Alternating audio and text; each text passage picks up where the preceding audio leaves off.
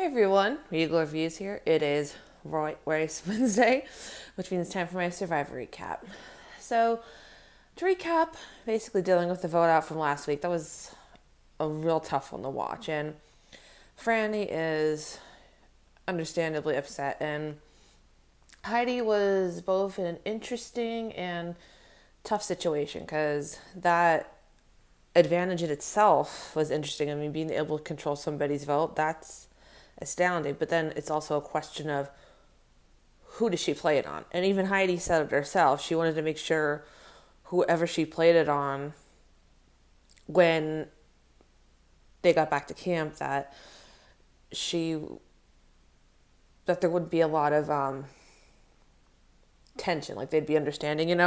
And there wasn't. Nobody made comments about the advantage or anything. I was shocked. I thought people would have been going after Heidi after that. Jam Jam, love him. He said, how he's been on the bottom of votes for multiple tribal councils and he's managed to survive, which is impressive. And Carson, poor Carson, he got sick. Apparently, too much peanut butter and jelly didn't agree with him and, threw up in the bushes.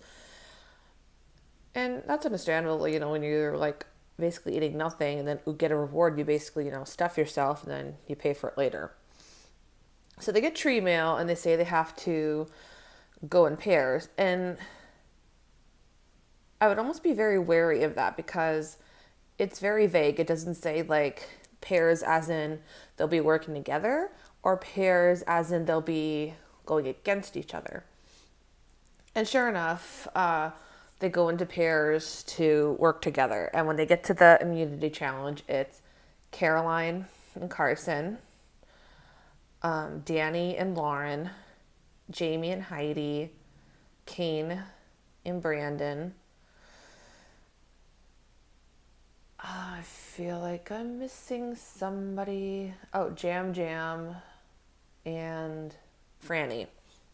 So basically, it's this intense challenge. Like we've seen this a couple seasons now where it's a three-parter. So the first part, they have to go through this net, crawl through this mud net. Simple in concept, but hard to execute because apparently you have to twist yourself to get out of there, and it's very difficult. We've seen people get trapped in there. I'm just like, wow, that would be very tough for people that are claustrophobic. And then being Carson and Caroline that got eliminated the first round. The second round, they had to race up this rope kind of ladder, whatever, and they had to go across this rope bridge with just 3 planks.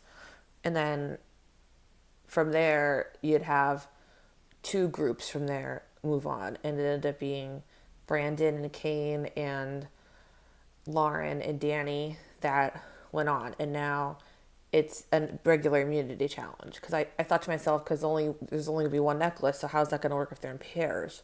So now it turns into a classic immunity challenge where they basically have to balance on this perch, and it's very small and different intervals. It gets smaller, making it more difficult. It ended up being Lauren that got immunity, so congratulations, Lauren, for getting immunity. So now the question is, who goes home? Of course, I feel like, Jam Jam's name, his name's been coming up quite a bit.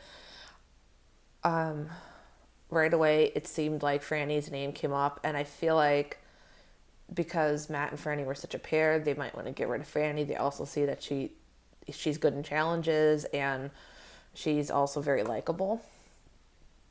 I saw Danny's name come up because he's, again, is he playing a good social game?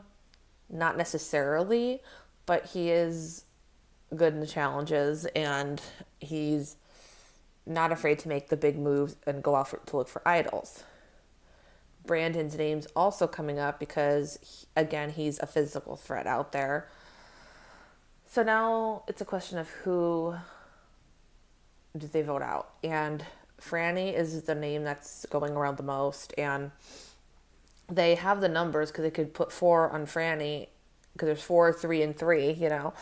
So they could put that on Franny, and Heidi then decides to tell Jam Jam's alliance that Danny has an idol and that he will play it on Franny. So then that, because I think originally they were going to vote for Danny, but now with an idol in play, you have to wonder, first of all, is Heidi just bullshitting or is she telling the truth?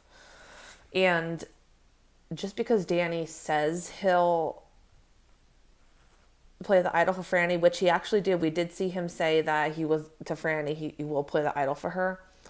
But actions speak louder than words. Just because he says he would play the idol for her doesn't mean he'll actually do it. I mean, we've seen that many times. People say, oh, we'll play it for you. Then it turns out they don't.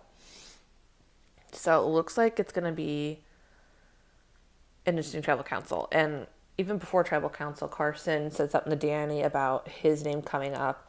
So then Danny has to wonder, okay, he just promised Franny that he'll play his idol for her. But if Danny's name's on chopping block, of course he's going to want to save himself. So we get to tribal council and they talk about how this is like a turning point in the game to see who you're basically going to be working with the rest of the time on Survivor. And it's really tough because you have these different alliances and you literally could go either way. And Jam mentioned, you know, how he's uncomfortable because, you know, he's been on the bottom so many times, so he thinks his name's going to come up. And Carson being sick and everything. And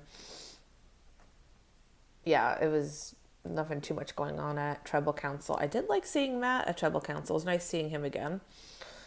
So Danny did get up and he played his idol, and he ended up he did play it for Franny. So I was quite impressed that he played it for Franny.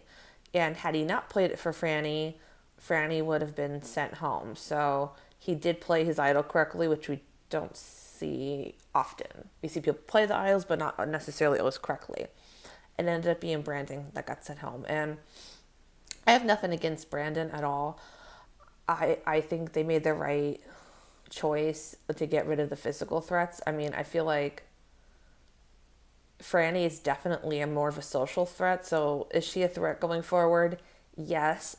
But I feel like there's more bigger threats than Franny is. She's not like an obvious threat, if that makes sense.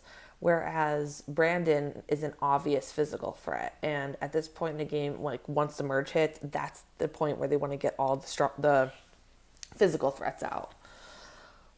Usually pre-merge, it's strategic or who they assume is strategic. And then once the merge hits, it's about getting the physical strength people out so that other people can have a chance at winning immunity. And it's not just like a Joey Amazing type thing. So, yeah, I hope you guys enjoyed tonight's Survivor. If you guys want to check out Survivor, it is on Wednesdays, 8 p.m. on CBS, or you can live stream it on Paramount Plus. Hope you guys enjoyed my Survivor recap. Until next time, stay regal.